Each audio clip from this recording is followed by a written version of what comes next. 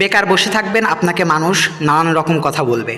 যদি আপনার হাতে কিছু টাকা থাকে তাইলে পরে আপনারা চাইলে পরে একটা পুকুর লিজ নিতে পারেন।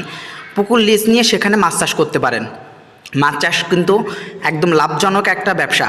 যদি মাছের দাম ঠিক থাকে তাইলে পরে আপনার কোনো সময় লস হওয়ার সম্ভাবনা নাই। আবার যদি মাছের দাম ঠিক নাও থাকে তাও আপনার লস হবে না, হয়তো বা সমান সমান হবে। কিন্তু মাছ চাষের ক্ষেত্রে আপনার খাবারের পরিমাণ খুব কম লাগে। তবে যারা ফিড ব্যবহার করে, ফিড খাওয়ায়, তাদের কথাটা ভিন্ন। তারা হচ্ছে মাছ চাষ করে ভিন্ন পদ্ধতিতে। তবে আমরা আমাদের পুকুরে মাছ চাষ করি সম্পূর্ণ অর্গানিকভাবে। এখানে কোনো ধরনের ফিড ব্যবহার করা হয় না। এমনিতে মনে করেন গোবর, মুরগির লিটার অর্থাৎ হচ্ছে মুরগির বিষটা, এগুলোই আমরা ব্যবহার করে থাকি। এর বাইরে আমরা কোনো কিছু ব্যবহার করি না।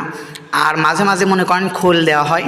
এই খোলটা মনে করেন দেওয়া হয় হচ্ছে মাছের হচ্ছে এক্সট্রা মনে করেন দেওয়ার জন্য, মানে খাবার দেওয়ার জন্য, এই জন্য।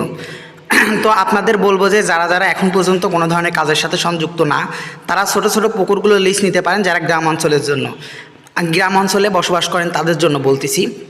তারা চাইলেই কিন্তু পুকুর লিজ নিতে পারেন এবং মাছ চাষ শুরু করতে পারেন। তো আমাদের এখানে এই পুকুরটা মনে করেন যে প্রায় 8 থেকে 9 বিঘা জমির উপরে। আমি এটা সঠিক জানি না যে কতটুকু বিঘা। তো এইটার উপরে আমরা মনে করেন যে আমাদের আরও যে পুকুরগুলো আছে, প্রায় 8 থেকে 10টা পুকুর আছে। সেই সমস্ত পুকুরে আমরা হচ্ছে রেণু পোনা বা ধানি বা হচ্ছে ডিম চাষ করি। সেই ডিম থেকে হচ্ছে বাচ্চা ফোটে, সেটা আবার হচ্ছে আমরা এখানে নিয়ে এসে মনে করেন যে বোর্ডিং করার থেকে মনে করেন যে মনে করেন করি, ওখান থেকে নিয়ে আসি, এখানে সারি, এখানে বড় হয়, এখান থেকে আমরা হচ্ছে বাজারজাত করি। অথবা বিভিন্ন হচ্ছে পুকুর মালিকেরা এসে নিয়ে যায় মাছ চাষ, মনে করেন যে তারা করবে এই জন্য, অর্থাৎ হচ্ছে তারা আমাদের কাছ থেকে কিনে নিয়ে গিয়ে নিজেদের পুকুরে ছাড়ার জন্য তারা হচ্ছে এই মাছগুলো নিয়ে যায়। তো আমরা পাইকারি দরে মনে করেন তাদের কাছে বিক্রি করি। পুকুর মালিকদের কাছে যদি আমরা পাইকারি দরে বিক্রি করি সেক্ষেত্রে আমাদের লস হয় না, কারণ মনে করেন নির্দিষ্ট একটা ফিক্সড প্রাইস থাকে, সেটার মধ্যে আমরা বিক্রি করি।